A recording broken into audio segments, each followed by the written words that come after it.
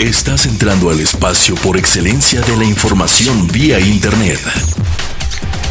NP Noticias. NP Noticias. NP Noticias, de Coatzacoalcos para el mundo.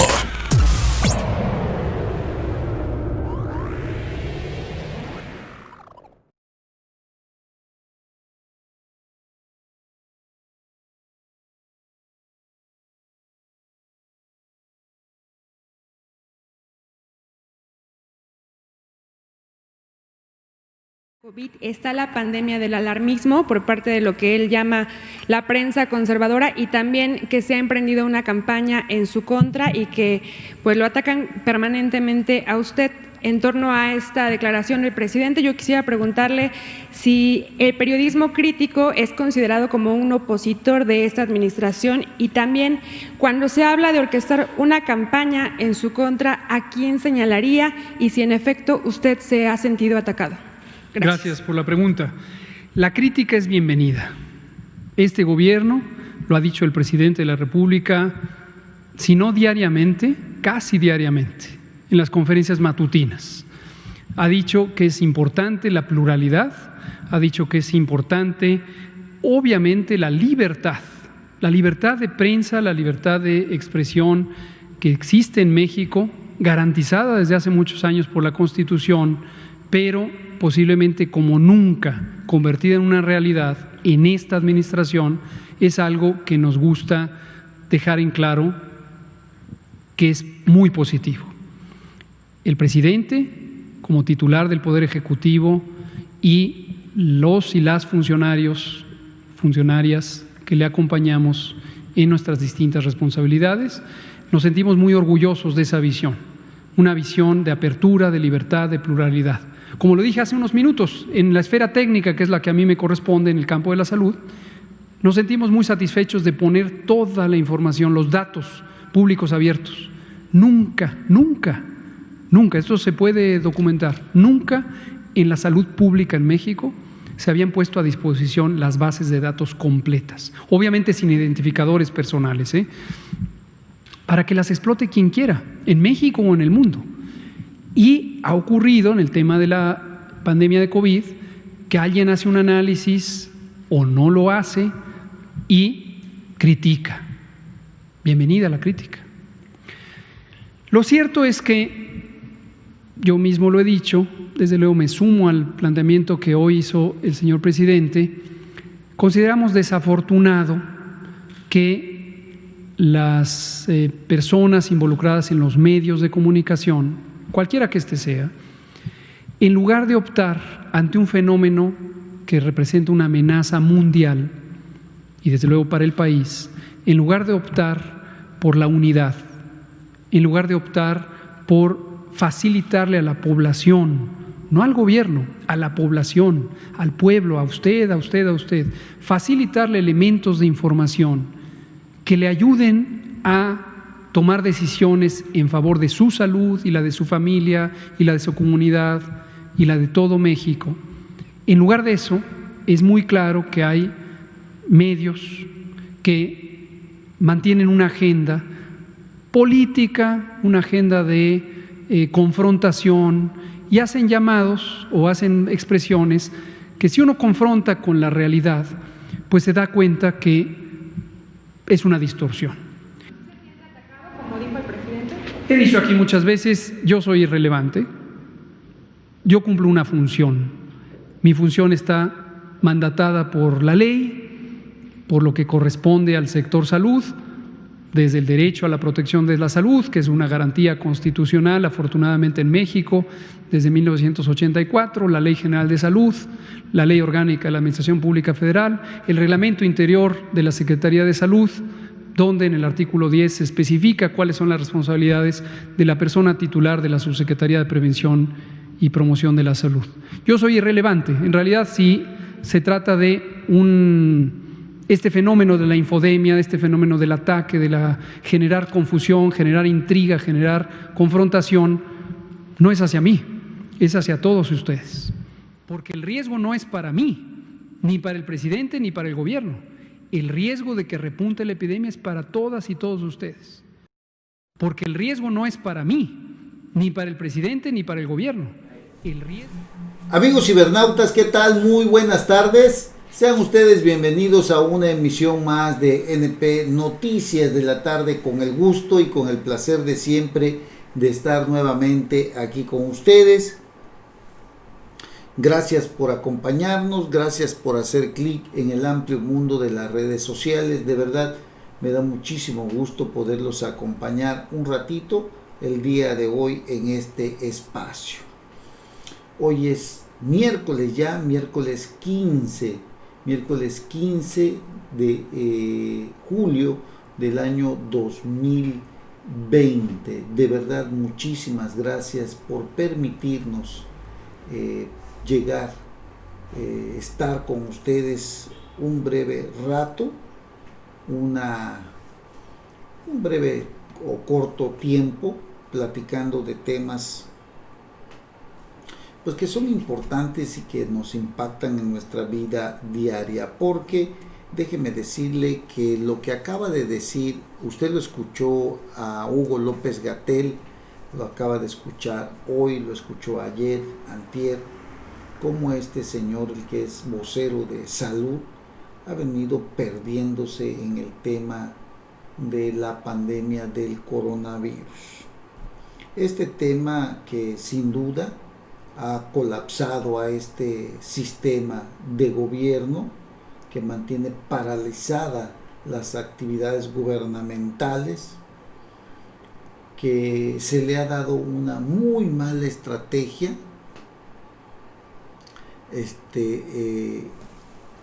a esta pandemia, donde no se atendió a tiempo, donde se han perdido más de 1 millón de empleos, donde han cerrado cientos de negocios de pequeños y medianas empresas, las que le dan trabajo a más de, o que generan las condiciones del trabajo o que le dan trabajo al 78-80% de los habitantes de este país. El 78% de los empleos que existen los genera la micro, pequeña y mediana empresa, para que quede muy claro. Sin embargo, la forma en cómo se manejó la pandemia, pues simple y sencillamente no fue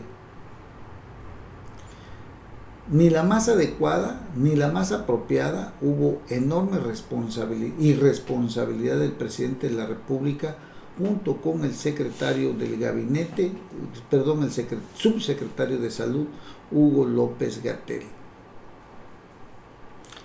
Y esto la verdad sí nos preocupa mucho, porque impacta en nuestra economía, impacta en nuestra, en lo que nosotros adquirimos o vamos a adquirir o a comprar, sobre todo cuando en este momento la gente no tiene dinero, e impacta la falta de estrategia con la que se le dio el tratamiento a esta pandemia,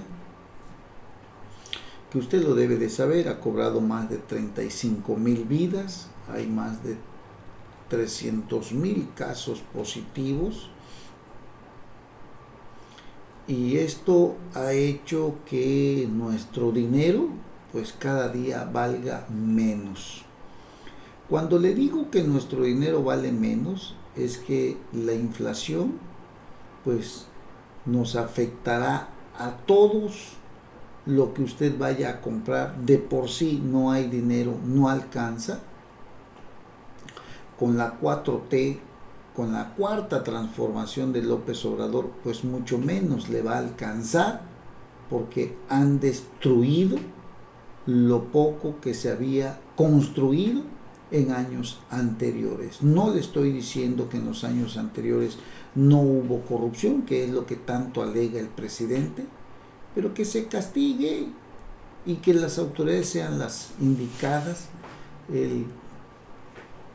Si tiene denuncias que presentar, que lo haga, pero él debería estar atento a lo que estamos viviendo hoy, porque su mala política y su mala estrategia pues hará que la gasolina y la luz, la electricidad, que de por sí la Comisión Federal nos las viene cortando, pues se vaya por arriba de nuestra inflación. Los precios de gasolina y electricidad podrían ser mayores al índice de inflación para los próximos 5 años. La Secretaría de Energía, como responsable de la política energética de México, reconoció que no puede garantizar que los precios de los energéticos sigan estables al cierre del sexenio. Fíjese nada más. Rocío Nale, esta nefasta y déspota titular de energía que salió de aquí de Coatzacoalcos, que el pueblo de Coatzacoalcos le dio la gran oportunidad de ser diputada federal, de ser senadora de la República con licencia y titular de la Secretaría de Energía, señala que la Secretaría de Energía realizará las acciones necesarias dentro de su competencia para mantener estables los precios de los energéticos. Sin embargo, dado que el indicador se encuentra en función de las decisiones que la Secretaría de Hacienda y la Comisión Reguladora de Energía tomen en el ámbito de sus atribuciones, la meta para 2024 puede tener variaciones. ¿Qué significa? Significa que el presidente habrá incumplido la promesa de campaña de que los precios de los combustibles no subirían arriba de la inflación en su gestión. Sin embargo, lo que vemos hoy es que sí, efectivamente, sí subirían por encima de nuestra inflación. Inflación, te alcanza menos tu dinero, compras menos. Con 100 pesos te alcanzaba quizás para comprar un paquete de arroz, un paquete de frijol, un aceite, y a lo mejor te alcanzaba para una latita de atún. Ahora, con esos 100 pesos, si acaso te va a alcanzar para el arroz y para el frijol, ya no te va a alcanzar para el atún, ya no te va a alcanzar para el aceite. Así de sencillo, para que tenga usted una idea. Entonces, la mala estrategia del gobierno federal ha colapsado no solamente a este sistema, sino que a nosotros, los mexicanos, por confiar en la experiencia de alguien que se supone durante más de 18 años buscó ocupar este cargo que hoy ostenta, sin que tenga la capacidad ni la experiencia. La visión de la Secretaría de Energía plasmada en el texto oficial que se presentó el pasado 8 de julio dificultará que se mantenga la promesa del presidente en el sentido de que los precios de los combustibles no subirán arriba de la inflación durante su gestión. El 22 de marzo el presidente de la República subrayó: les ofrecí en campaña que no iba a aumentar la gasolina en términos reales y he cumplido con eso. Lo dijo en marzo. Ahora, el planteamiento de la Secretaría de Energía dice que tiene que ver con las decisiones que tome la Secretaría de Hacienda y la Comisión Reguladora de Energía en el ámbito de sus competencias, y esto puede generar variaciones. Para terminar pronto, no le están asegurando que no vaya a subir la gasolina. Si llega a subir la gasolina, entonces nuestra economía pues prácticamente terminará por desfondarse. Sin duda, la mala estrategia del presidente no fue la adecuada. Como dice Carlos Elizondo Serra Meyer, se trató de alargar el ciclo de la enfermedad para evitar el colapso del sistema de salud ante la oleada de enfermos. Esa era la estrategia. El objetivo nunca fue tratar de eliminar la presencia del virus en el país, ni hacer pruebas para detectar los focos de infección y poderlos contener. Estamos desconfinándonos con más enfermos en la calle que cuando nos encerramos. Es decir, la gente va a salir, la gente mucha está asintomática, la gente que apenas se recupera, están en la calle nuevamente, el riesgo de contagio es enorme. Esto nos permite observar, por ejemplo, a el ministro griego, o allá en Grecia, como habla Carlos Elizondo Serra Meyer, el ministro Kyriakos Mitsotakis. Él pues puso una estrategia importante. Dice este primer ministro: me resultó evidente que en algún momento teníamos que pasar al confinamiento total, y mi decisión política fue hacerlo más temprano que tarde. En cambio, aquí el presidente desde un principio dijo que el COVID no era de vida o muerte, que el COVID no era peligroso, que tú podías realizar tus actividades, que anduvieras en los restaurantes, en las tiendas comerciales, que todo era mentira. El presidente de la República es el que dijo esto.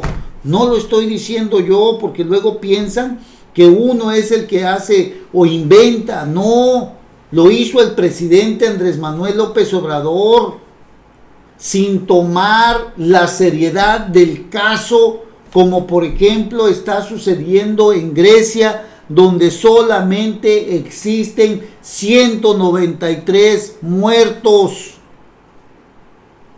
Nosotros tuvimos 2 meses para prepararnos, pero a López Obrador, como a Trump, no le interesa el mundo. Ustedes recordarán a López Obrador, pues como si nada, siguiendo sus giras, saliendo a sus giras, a sus recorridos, sin darle la seriedad al asunto a este señor que ha resultado muy inepto. Aunque usted se enoje conmigo, es la realidad. Hoy nadie se va a quedar en su casa porque no tienen que comer. La gente más necesitada necesita salir a trabajar.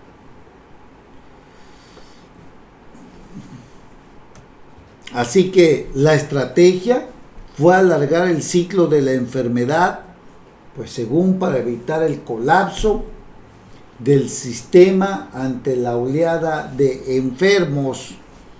Nunca fue tratar de eliminar la presencia del virus en el país, ni hacer pruebas para detectar los focos de infección y poderlos contener. Esta es la verdad de lo que hoy vivimos. No es una situación de emergencia, había dicho López Obrador. No hay que cancelar eventos, tampoco hay que hacer campañas de pánico. Sigue tus actividades, tú no te preocupes. Y en fin, todo esto que hoy estamos viendo fue una muy mala estrategia del gobierno federal. Y pues desde luego, para encubrir el fracaso, pues trataron de, con esto de alargar la enfermedad, trataron de tener los espacios o las camas suficientes. Un engaño, pues, lo que hicieron para tratar de sustituir la incapacidad que tenían para atender a tantos y tantos enfermos. Por eso alargaron la enfermedad. Usted recordará incluso que López-Gatell dijo que en un salón de clases más valía cerrarlo cuando ya todos los niños estuvieran infectados antes que hacerlo si hubiera 1 o 2 o 10. Era preferible que se infectaran 100. ¿Hasta dónde puede llegar tanta irresponsabilidad del que hoy dice que pues lo que hoy estamos viviendo es problema de nosotros, que eso no va a repercutir ni en el presidente ni en él, que el salir a las casas, a la calle y a infectarse va a repercutir en los ciudadanos como si ellos vivieran en otro país, como si ellos tuvieran inmunidad, como si ellos tuvieran una vacuna, como si ellos ya tuvieran una cura que no les preocupa y nos avientan la bronca a nosotros, ¿no? El problema no es para nosotros, dice López-Gatell, el problema es para ustedes. Nos avienta la bronca como si estuviéramos en otro país, estuviéramos en otro lugar.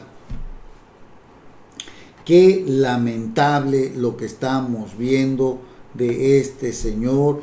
Nuestro tardío y parcial confinamiento dejó prácticamente moribunda a la economía y desperdigado el virus.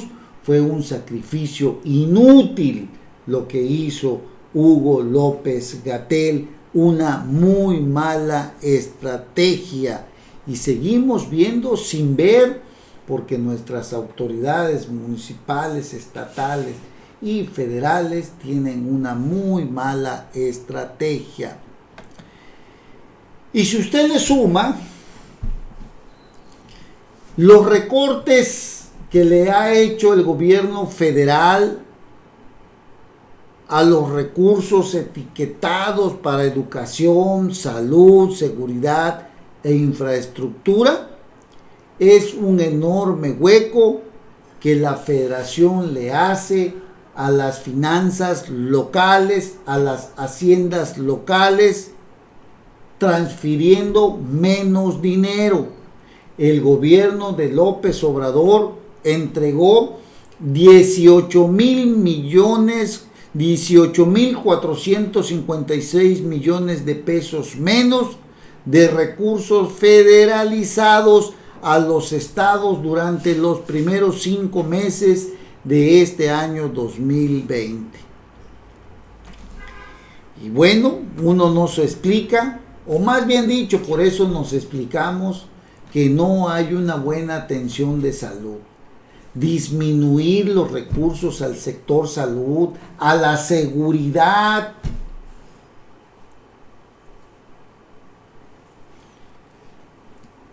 ¡Qué barbaridad! A la educación. Es algo terrible lo que estamos viendo el día de hoy. Lo que vemos hoy es una menor actividad económica derivada precisamente por el confinamiento del COVID-19, determinante para que el gobierno federal obtuviera una menor recaudación tributaria y por tanto una menor caja para repartir entre las entidades. ¿Por qué sucedió esto? Desde un principio las cámaras empresariales le dijeron al presidente: apoya a los empresarios, hágale prórrogas para pagar sus impuestos fiscales, que no despidan a la gente, que se conserven los empleos. Nunca escuchó este señor. Hoy hay mucho menos recaudación y por lógica la federación está destinando 18,000 millones de pesos menos a los estados, que impactarán en la educación, en la salud, en la seguridad pública. Y al paso que vamos, llegaremos a diciembre, si no nos recuperamos, con muchísimo menos dinero que lo que hasta hoy todavía se ha logrado recaudar. Esa es la triste realidad de lo que vemos, por eso hay una menor actividad económica. Nuestro sistema económico está colapsado. Ya lo dijo el Fondo Monetario Internacional, el Producto Interno Bruto va a caer en un 10.5%. Las calificadoras nos dan números negativos, pero los pronósticos del presidente, que siempre tiene otros datos, dice que somos pesimistas. Es una triste realidad tener a alguien que no tiene la capacidad, ni le entiende a la economía también, ¿no? Tampoco, pues.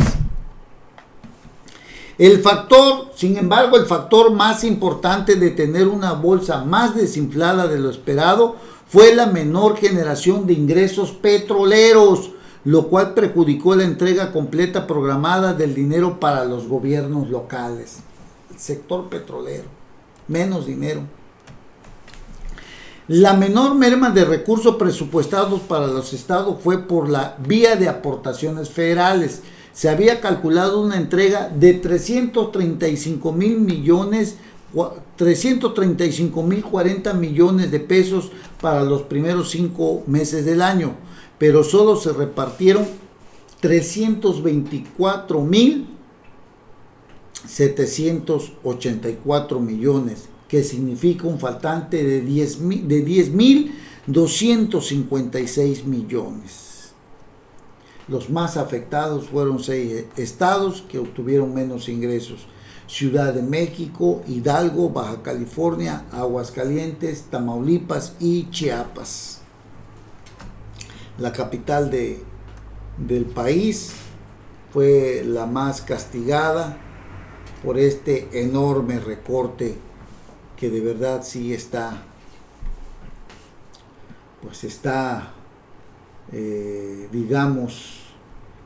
va a impactar, o está muy agresivo, porque menos dinero, menos recursos a salud, a educación, a seguridad, a infraestructura. Lamentable. Sin embargo, el titular del Ejecutivo, López Obrador, señaló que si el gobierno federal tuviera deuda con las entidades, los gobernadores no se dejarían, estarían presentando controversias. Luego de que el periódico El Universal informara que un estudio del Centro de Estudio de la Finanza Pública de la Cámara de Diputados señalara que el gobierno federal dejó de entregar a las entidades más de 18,000 millones de pesos en aportaciones y participaciones federales durante los primeros 5 meses de este año, López Obrador aseguró que no se tiene ninguna deuda con los gobiernos estatales y se está al corriente en esta materia. Así que, pues eso es lo que tenemos el día de hoy.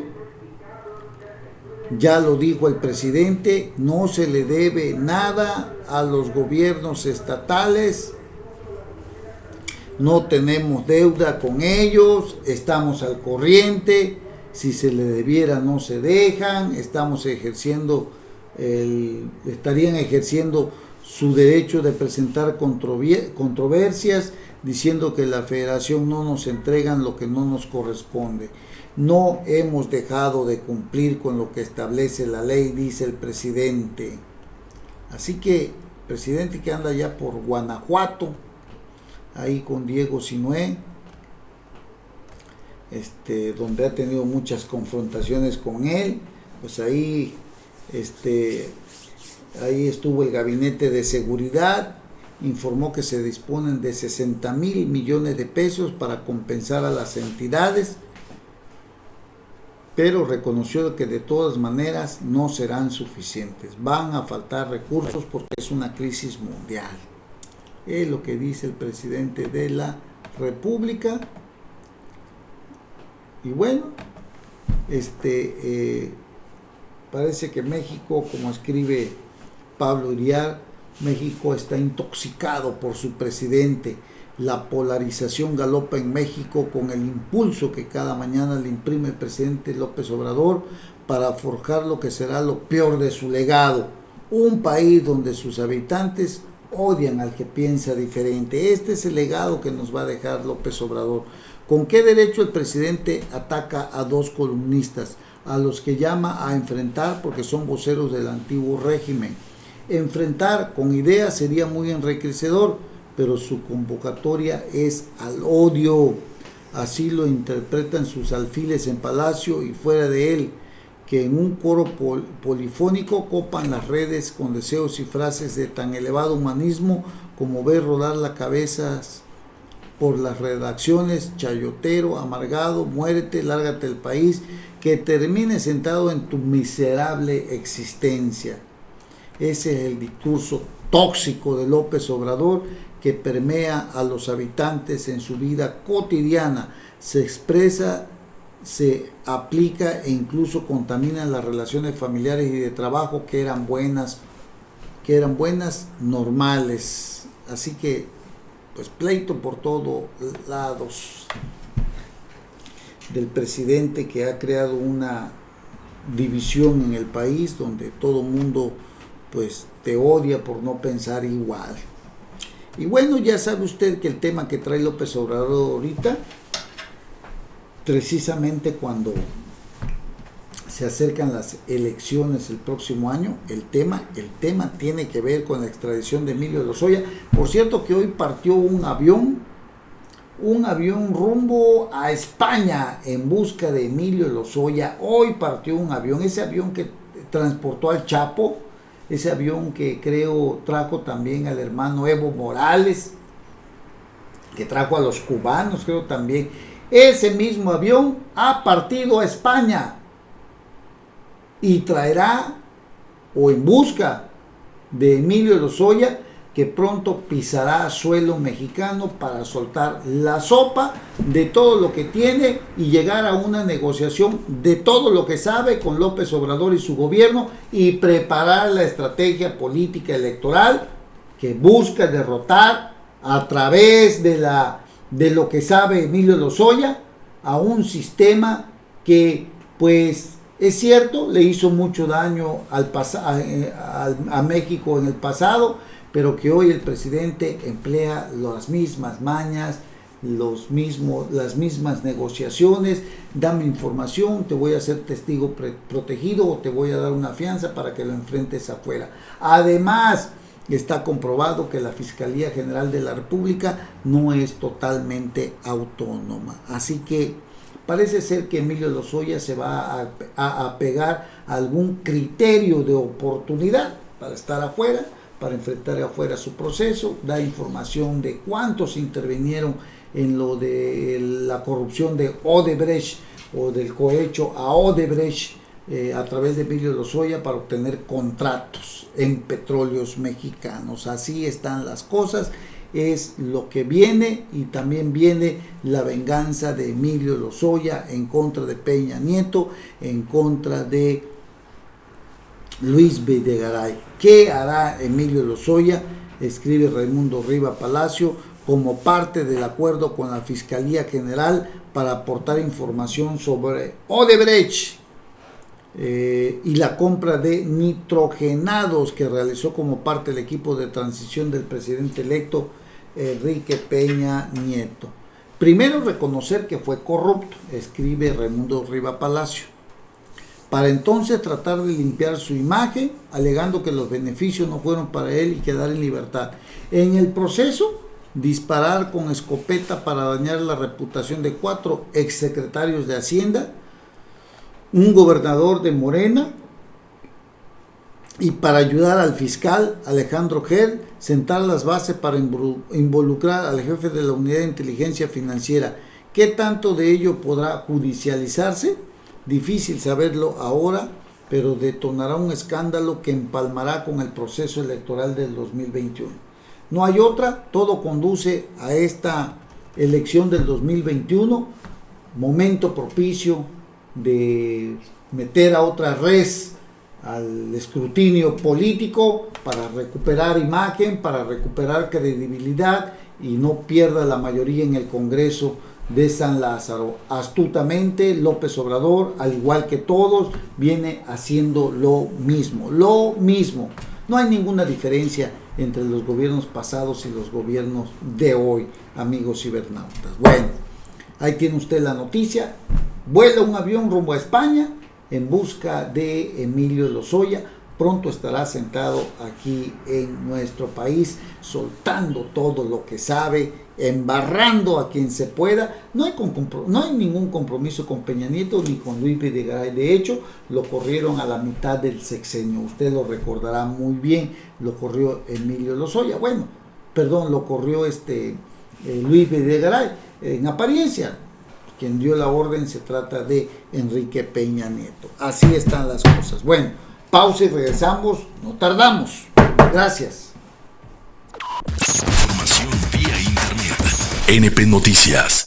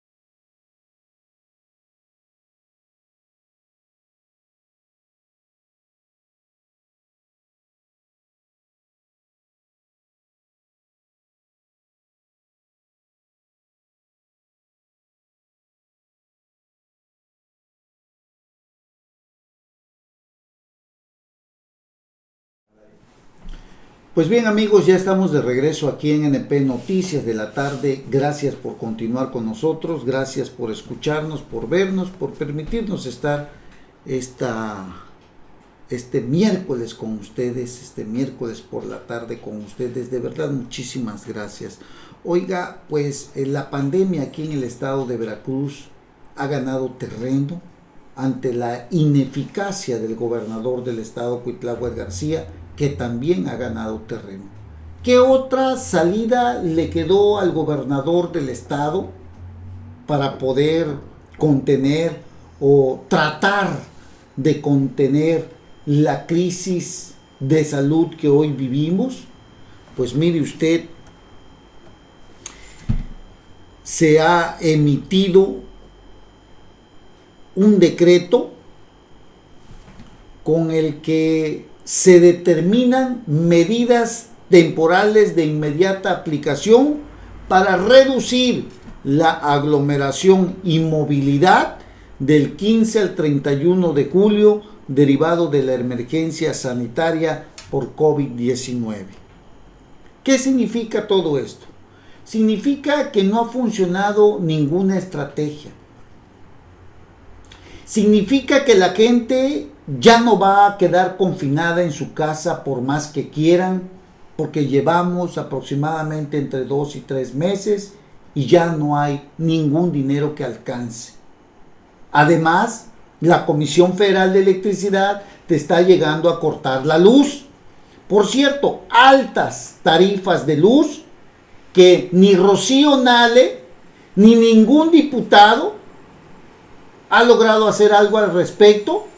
Solamente la organización de resistencia civil, tanto en Coatzacoalcos como en Minatitlán, encabezadas por Alberto Sánchez López y por Moisés Zarco Lacunza, aquí en Minatitlán y en Coatzacoalcos, han tratado de detener, pese a las amenazas en su contra, de la Comisión Federal de Electricidad con la ley en la mano, detienen los atropellos de la Comisión Federal de Electricidad. Ningún diputado federal, ningún diputado local, mucho menos la titular de energía, la senadora con licencia, Rocío Nale, que prometió en campaña reclasificar las tarifas de Veracruz, han asomado la cabeza para poder ponerse del lado de los ciudadanos. Así, mucho menos la gente podría quedarse en sus casas. Resistencia Civil, una organización que está siendo bien aceptada por los ciudadanos ante la indefensión a la que se exponen o en la que hoy viven.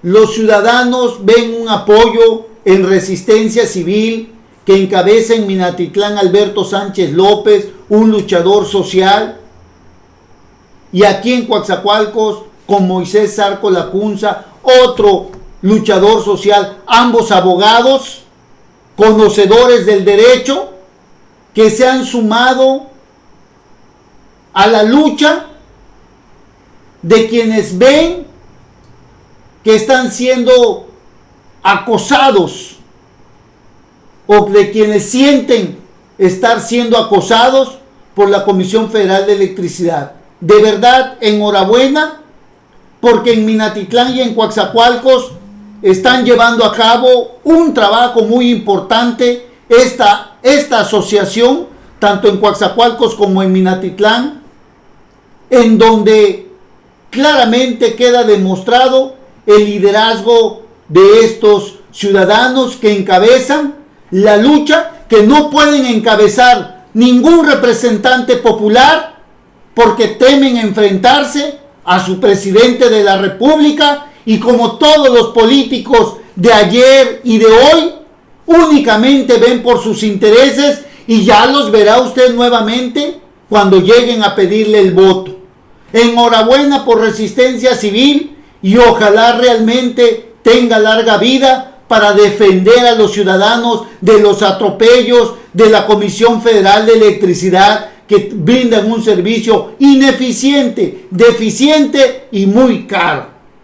Así, le vuelvo a repetir, mucho menos los ciudadanos pueden quedarse en casa porque tienen que salir a trabajar para pagar la luz. Es el fracaso de este gobernador Cuitláhuac García, que no ha tenido la capacidad tampoco. Por eso le digo que la ineptitud también ha ganado terreno. ¿Qué les quedó? Más que llevar a cabo otro decreto para reducir la aglomeración, para reducir la movilidad de los ciudadanos del 15 al 31 de julio, en donde usted y yo no podremos ir. Por ejemplo, llegabas con tu vehículo al mercado, no lo puedes hacer. La gente ha hecho conciencia de muchas cosas, pero tampoco puede estar encerrada. Desde un principio no hubo la estrategia adecuada por parte del presidente de la República. Eso debe de quedarnos muy claro, más allá de quienes defienden a un presidente que está visto, no tiene la capacidad para poder enfrentar esto que hoy vivimos. Así que, señores, ustedes podrán decir muchas cosas, pero la realidad es una. No hubo capacidad, no hubo estrategia para poder contener lo que hoy estamos viviendo, que está cobrando una enorme cantidad de vidas. Desde luego, el llamado es a seguirse protegiendo, a seguirse cuidando. Lo anterior de este decreto obedece, según el gobernador, a la valoración del Comité Técnico de Salud sobre la ocupación hospitalaria, que está rebasada, que ha incrementado en una semana del 58 al 64%, misma que impedirá regresar a los semáforos que indican mayor apertura a las actividades sociales cotidianas. Es decir, Cuitláhuac García se dio un frentazo con el semáforo, se estrelló contra el semáforo y lo hizo volver a la realidad. Qué ineptitud, qué incapacidad tenemos en estos gobernantes. Está prevista también la implementación de filtros sanitarios, supervisión de comercios, control del tránsito de personas, restricción al 50% en el número de pasajeros, uso obligatorio de cubrebocas, que ya lo estamos haciendo, y desinfección de los vehículos de transporte público, así como el mismo porcentaje de ocupación en unidades particulares en los municipios donde se registra mayor cantidad de contagios, como por ejemplo Acayucan, Aguadulce, Alvarado, Amatlán de los Reyes, Bocas del Río, Carlos Zacarrillo, Coatepec, Coatzacoalcos, Coacintla, Córdoba, Cozoleacaque, Fortín, Jaltipan, La Antigua, Las Chuapas, Lerdo de Tejada, Martínez de la Torre, Medellín, Minatitlán, Nanchital, Nogales, Orizaba, Papantla, Pánuco, Poza Rica, Perote, Río Blanco, San Andrés Tuxtla, Santiago Tuxtla, Tierra Blanca, Tihuatlán, Tres Valles, Tuxpan, Veracruz y Jalapa. Todos estos municipios prácticamente se va a reducir la aglomeración y la movilidad.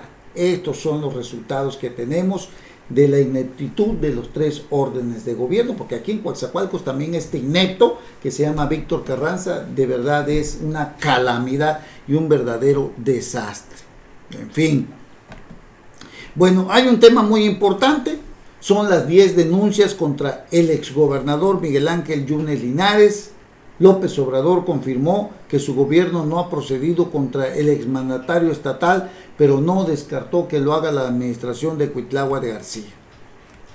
Entre los denunciantes sobresalen el exgobernador, 10 denuncias penales formuladas ante la Fiscalía General de la República. Entre los denunciantes sobresale el más corrupto de todos los exgobernadores, Javier Duarte de Ochoa, y ahora también su ex esposa Karime Macías, además del órgano de fiscalización, el movimiento de los 400 pueblos e incluso el director de servicios periciales Gilberto Aguirre Garza, detenido y vinculado a proceso por el delito de desaparición forzada de personas. Dice AMLO: no tengo información que existan denuncias, pero dice que quizás lo haga Cuitláhuac García. Agregó que en caso de que la Fiscalía General de la República cuente con una denuncia al respecto, si la hay, corresponderá al fiscal especificar dicha información. En un recuento realizado por la Silla Rota Veracruz, destacan denuncias directas en contra de Yunes Linares y en contra de su equipo de colaboradores de la administración pasada, formuladas ante la FGR. Por enriquecimiento, el 16 de mayo de 2013, Manuel Espino, expresidente nacional del PAN, denunció ante la Procuraduría en aquel tiempo a Yunes Linares por enriquecimiento ilícito de más de 3,000 millones de pesos. Por pederastía, el 17 de mayo del 2016, asociaciones de derechos humanos denunciaron al exgobernador, era candidato del PAN en ese entonces, por los delitos de corrupción de menores. También por lavado de dinero, el 5 de agosto del 2016, fue denunciado por Javier Duarte Ochoa. Hoy está detenido este corrupto. Presentó una denuncia en contra de Miguel Ángel Yunes por enriquecimiento ilícito y lavado de dinero en la entonces PGR. También por violación a la intimidad, Karime Macías presentó denuncia ante la Fiscalía apenas el pasado 15 de junio de este año, en representación de sus 3 hijos, en contra del exgobernador y en contra del exfiscal Jorge Winkler por los delitos de incumplimiento de un deber legal y tráfico de influencias, además de coacción, amenazas y violación de la intimidad. Por extorsión fue denunciado en octubre del 2019, ahora con Verónica Hernández Guiadán, admitió el gobernador. El 14 de octubre del 2019, el propio Miguel Ángel Yunes admitió que la Fiscalía del Estado, que ahora está en manos de Verónica Hernández, integraba una orden de aprehensión contra él y sus ex colaboradores por el delito de extorsión. O sea, está documentado, él sabe, tiene información que ahí ya integraba una orden de aprehensión o solicitaba una orden de aprehensión. Así que por delitos electorales, el 10 de mayo del 2018, el entonces candidato a la gobernatura, Cuitláhuac García, denunció al exgobernador ante la FEPAD, Fiscalía de Atención de Delitos Electorales, por el desvío de recursos públicos a la campaña por Veracruz al frente de su hijo Yunes Márquez, por ejercicio indebido del servicio público. Ahí en el 2015 lo hizo el movimiento de los 400 pueblos, encabezado por César del Ángel, y lo denunció ante la PGR por los delitos de ejercicio indebido del servicio público, peculado y enriquecimiento ilícito. Por difamación también lo acusó en el 2013 la exdirectora del Instituto Municipal de la Mujer de Boca del Río, Aurora Delgado Huerta, presentó una denuncia contra sus hijos también. Esto luego de que los 3 Yunes acusaron a Delgado Huerta de un uso electoral de los programas sociales con fines electorales a favor del PRI. Así que está también denunciado por desaparición forzada. Lo hizo Jorge Reyes Peralta, argumentando que la detención de su cliente, de uno de sus clientes, de Gilberto Aguirre Garza, se sustentó en una venganza política de Yunes Linares y Jorge Winkler, porque se negó a incriminar al exfiscal Luis Ángel Bravo, que terminó en la cárcel, por cierto.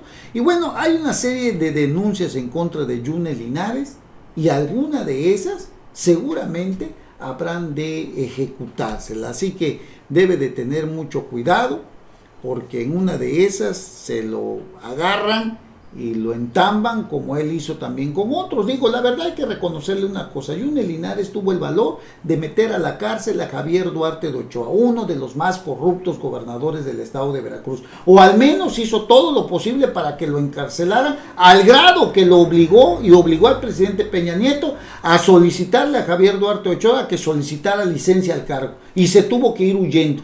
Eso lo generó Yunes Linares. Digo, la verdad, si Yunes Linares no hubiera hecho nada, ahorita Javier Duarte Ochoa estuviera disfrutando de los miles de millones de pesos tranquilamente, como lo va a disfrutar tarde o temprano, porque pronto va a salir de la cárcel. Incluso ya le devolvieron, creo que 10 propiedades, imagínese usted.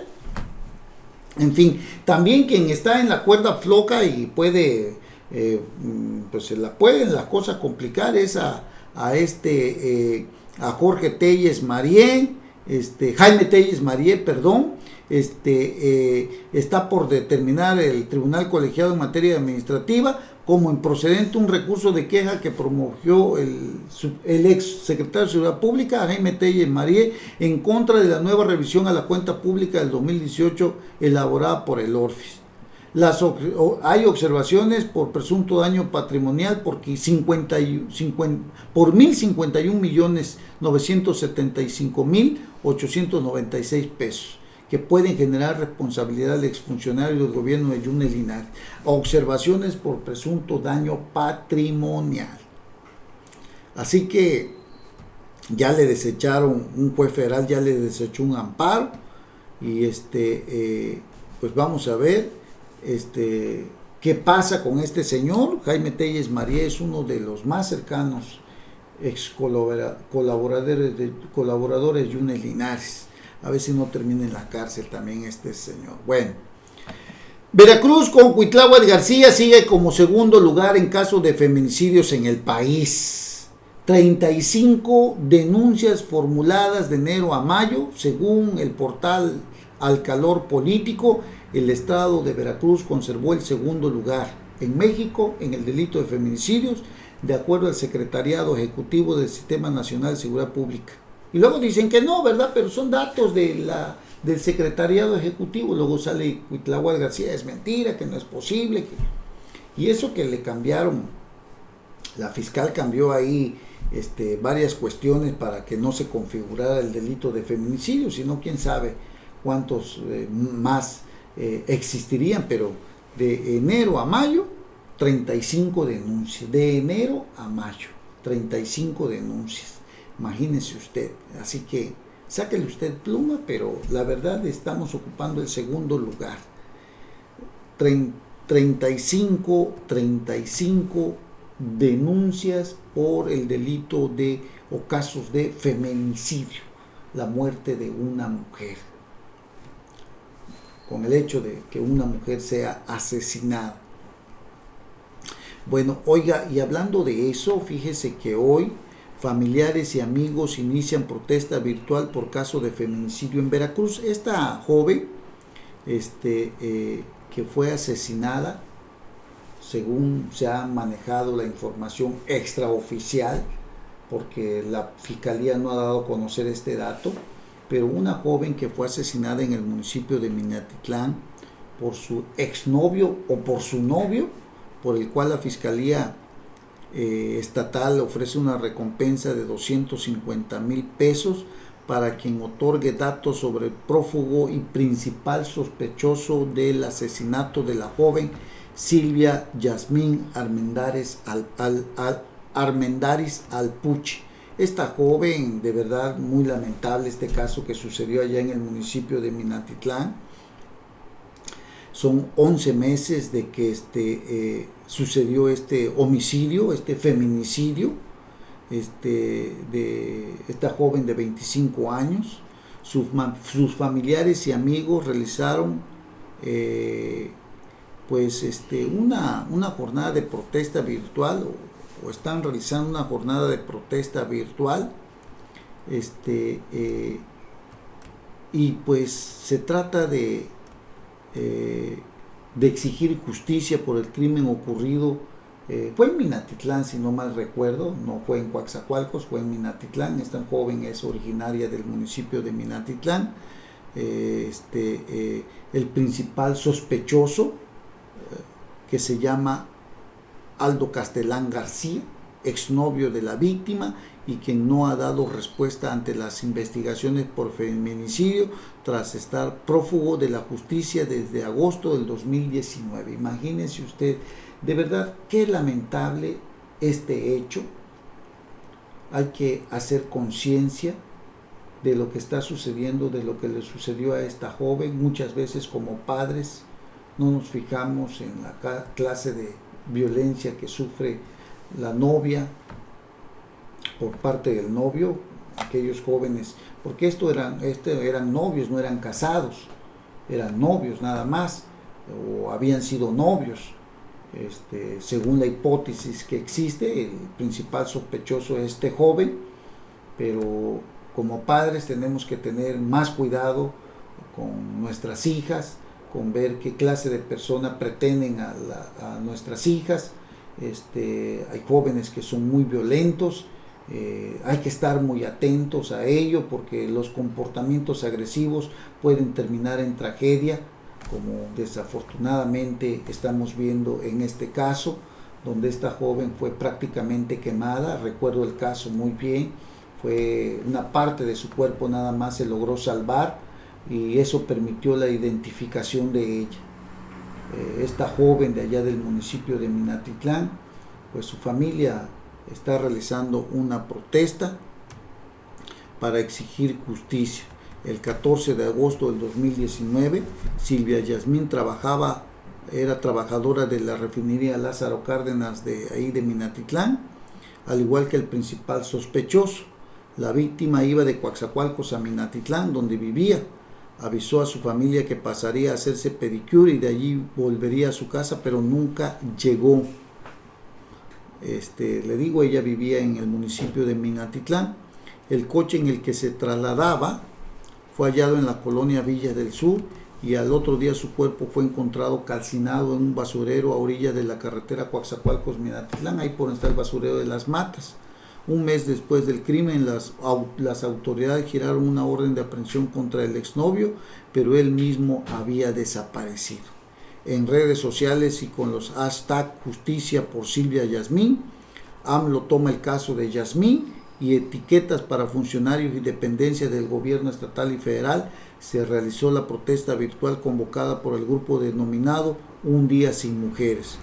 Fueron publicadas fotografías de la víctima y del presunto feminicida prófugo. Usted lo puede ver en el hashtag que le estoy diciendo, Justicia por Silvia Yasmín. De verdad, qué lamentable caso. Una joven trabajadora de Petróleos Mexicanos, llena de vida, le quedaban muchos años de vida sin duda, y hoy, desde hace un año aproximadamente, el 14 de agosto, o en agosto, no me recuerdo exactamente el día, pero se cumple un año de este feminicidio, de este homicidio de esta joven, que pues seguramente ha dejado un enorme hueco a sus padres, a sus hermanos si es que los tenía, a sus tíos, a sus abuelos, a sus amigos. Qué lamentable decir esto, de verdad qué lamentable. Ojalá y la Fiscalía General del Estado haga justicia, detengan al que se presume el responsable de este artero crimen tan salvaje. De verdad no hay palabras para decir esto, pero sí es muy lamentable. Muy lamentable, y ojalá se haga justicia, ¿no? Porque el feminicidio puede terminar en tragedias. Hay hombres que odian a las mujeres o que terminan odiando a las mujeres. Veracruz tiene 2 alertas de género, y es importante poner atención en esto. Hay incluso personas que tienen coraje hacia las mujeres. Por ejemplo, el alcalde de Coatzacoalcos, Víctor Carranza, no vamos lejos, contra la síndica del ayuntamiento de Coatzacoalcos. Un misógino que odia a las mujeres, odia a la síndica, no le permite realizar su trabajo, no le permite participar en sus comisiones. La síndica fue al Tribunal Federal Electoral para un juicio de protección de sus derechos políticos. Ya determinó el Tribunal Federal Electoral violencia política en razón de género. Es un misógino, odia a las mujeres, no le permite trabajar a las mujeres. También lo hizo en contra de la regidora Blanca Hilda Cuevas. A ambas no les da información de lo que requieren, ha ordenado que nadie las atienda, que nadie las escuche, que no sigan sus instrucciones ni lo que ellas solicitan. Es lamentable lo que estamos viviendo aquí en Coatzacoalcos con Víctor Manuel Carranza Rosaldo. De verdad que es lamentable este alcalde, que no nada más es misógino, sino que la verdad está manejando con una falta de transparencia los recursos públicos, los recursos económicos del pueblo de Coatzacoalcos. Es un corrupto también, porque no está dando claridad ni transparencia a los diferentes rubros que se presentan y que vienen en los estados financieros. Ayer hubo una sesión virtual, según tengo entendido, de sesión de cabildo. Fíjese usted los estados financieros ayer que se presentaron para su aprobación, que son del mes de junio, se están manejando de forma discrecional, no están apegados al marco jurídico, se pasan por el arco del triunfo la ley de adquisiciones y la ley de disciplina financiera para el manejo transparente de las finanzas públicas. Hay un rubro que se llama alimentos extraordinarios. Yo no entiendo de dónde o por qué o a qué se debe alimentos extraordinarios. Se habla de 783,312 pesos mes con mes. Es un servicio que en todo caso parece ser que no está contemplado en la ley de servicio, o este servicio no está contemplado en la ley de adquisiciones, porque en todo caso se tendría que licitar o hacer un contrato. Hay otro rubro, por ejemplo, el de pinturas, 2,716,727 pesos. No hay contrato tampoco. Se pasan por la ley, por el arco de triunfo la ley de adquisiciones. No lo licitan, porque esto debe de ser licitado de acuerdo al monto que se está ejerciendo. Impresiones y publicaciones, 2,886,912 pesos. Se supone que son los contratos a los diferentes medios de comunicación, pero no se sabe. No están apegados a la ley de servicios, a la ley de comunicación social del gobierno del estado. Congresos y convenciones, no se ha llevado ni siquiera un evento, un simposio, un seminario, y hay un gasto este mes de junio de 1,029,000 pesos.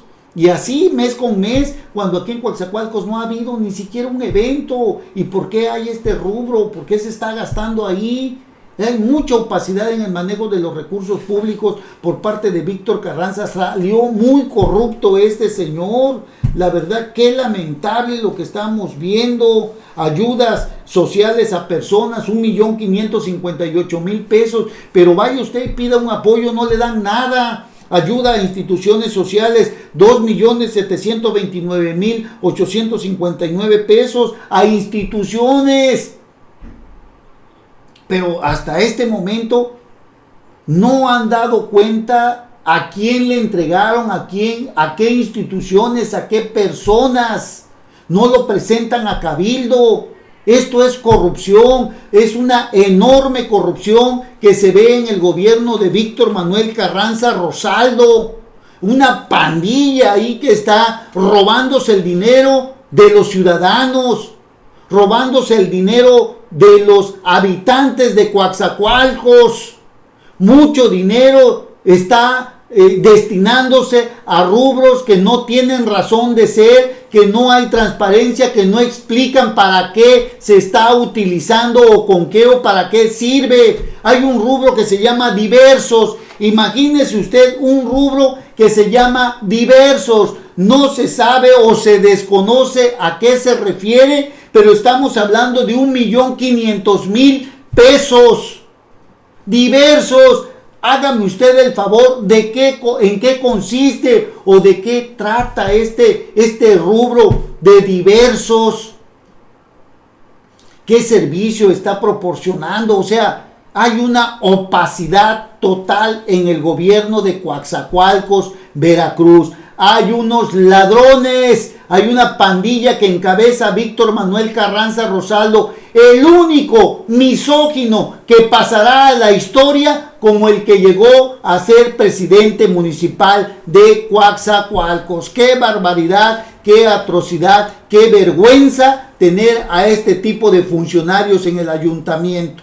Una pandilla que tienen prácticamente acaparada las obras públicas a través de empresas, de amigos. Vamos, es verdaderamente la cueva de Alí Baba y los 40 ladrones en el ayuntamiento de Coatzacoalcos. Qué vergüenza lo que estamos viendo aquí en el ayuntamiento, qué barbaridad. Y aparte misógino, odia a las mujeres. En fin, tarde o temprano la justicia, el largo brazo de la justicia habrá de alcanzarlos. No lo duden y no se confíen, porque en la siguiente elección no vayan creyendo ustedes que la tienen tan fácil. Si llega otro de Morena, igual. Si llega el huevotleco de Amado Cruz Malpica, igual y los proteja, no pasaría nada. Pero aguas por si llega otro partido político, porque entonces sí, cuidado. Bien, gracias por habernos acompañado, gracias por haber estado con nosotros. Si Dios lo permite, nos vamos a ver, nos vamos a escuchar en nuestro siguiente programa. Que tengan ustedes un excelente miércoles, una excelente tarde, un excelente día. Lo que resta del día, pásela bien, cuídese mucho, ya sabe. Con cuidado, no hay que ir a muchas reuniones donde haya mucha gente. Procure usted usar su cubreboca. Que tengan ustedes una excelente tarde. Hasta pronto.